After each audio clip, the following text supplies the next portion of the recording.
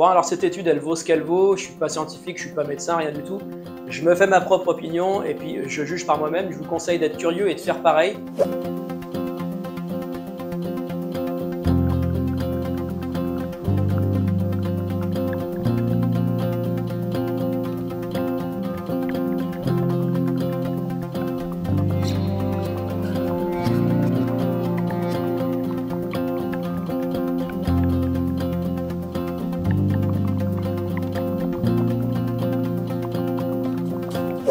Hello! Aujourd'hui dans cette vidéo, on découvre un caisson avec filtration d'air pour nos imprimantes 3D de la marque Alveo 3D. Et on va voir que selon les matériaux qu'on imprime, en termes d'émissions de nanoparticules, c'est pas ouf quoi. C'est pas pour tes poumons, tout ça, c'est pas la folie.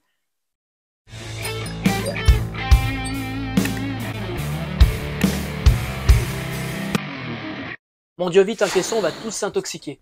Bon alors, on n'en est encore pas là, on va pas tirer la sonnette d'alarme, mais c'est vrai que selon les matériaux qu'on va imprimer, comme l'ABS par exemple, il va falloir prendre quelques précautions si on n'a pas de caisson comme celui-là. Aujourd'hui, je vous présente donc ce caisson-là de la marque Alveo 3D, une entreprise basée dans les Alpes, donc une entreprise française, qui propose des caissons vraiment quali. Les matériaux sont vraiment choisis, sont vraiment de super qualité avec des profilés en alu un petit peu partout, toute la structure en métal, des vitres en plexiglas et pas mal d'impressions 3D à droite à gauche, des impressions 3D vraiment de super bonne qualité.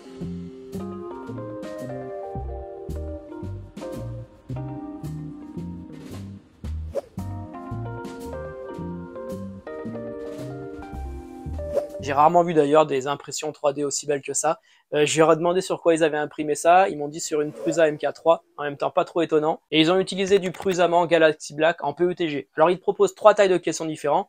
Il y a même possibilité de demander du sur-mesure. Aujourd'hui, je vous présente la série 600, donc idéal pour mettre une Under 3 par exemple. Et il y a des séries encore plus grosses, la série 800 et la série 900. Alors ces caissons ne vont pas avoir pour but que de purifier l'air, ils ont quand même d'autres avantages. Comme déjà, stopper les odeurs grâce à son filtre à charbon actif. Garder une chaleur constante autour de l'imprimante et donc autour de la pièce que tu imprimes.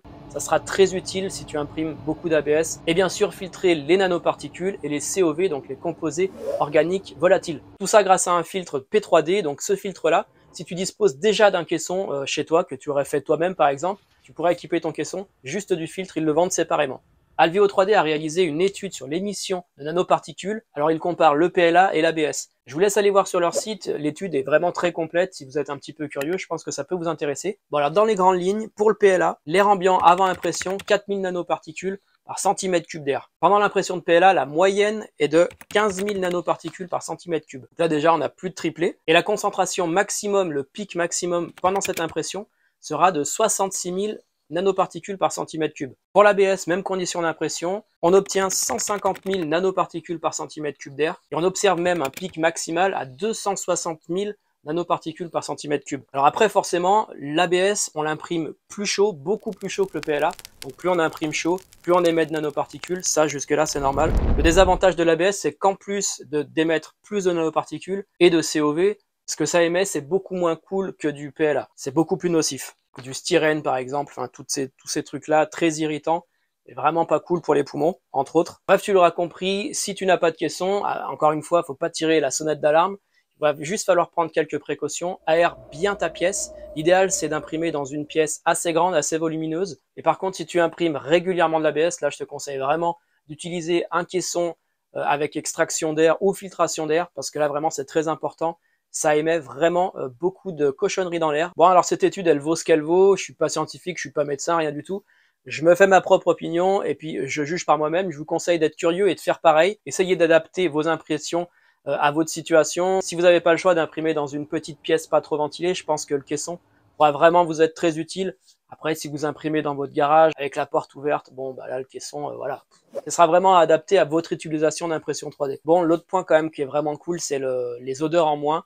Ça m'arrive des fois d'imprimer des PLA qui sentent vraiment pas très bon. Donc pour ça, les odeurs, déjà, il n'y en a plus. Et ça me réconcilie aussi un petit peu avec l'impression résine. J'ai essayé de faire une impression résine.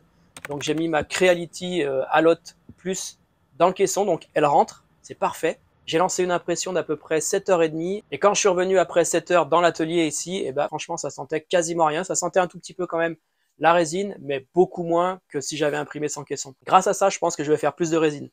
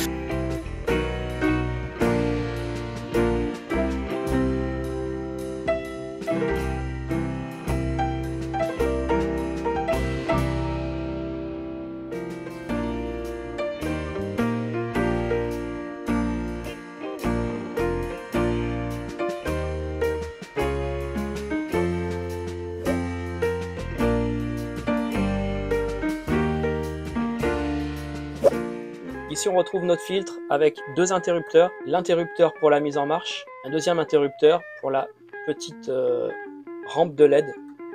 Ici on a la température du caisson, donc il y a une petite sonde de température, voilà, qui pendouille juste là. Ici on a le temps d'impression déjà utilisé, donc on voit que je l'ai utilisé pendant 10 heures. La capacité du filtre, donc quand il sera à 100%, c'est qu'il sera saturé à 100%, il faudra changer le filtre, donc là je suis à 1,72%. Ici on a le pourcentage, à quelle vitesse va tourner le ventilo. Ici on a même les RPM, donc les tours du ventilo. Quand on rentre dans le menu, par exemple le menu manuel, on a juste à sélectionner le nombre d'heures ou de minutes que fait notre impression, on met OK, et on voit notre filtre se mettre en route. À la fin de notre impression, on peut faire juste le mode rapide qui va venir entièrement filtrer l'intégralité du caisson.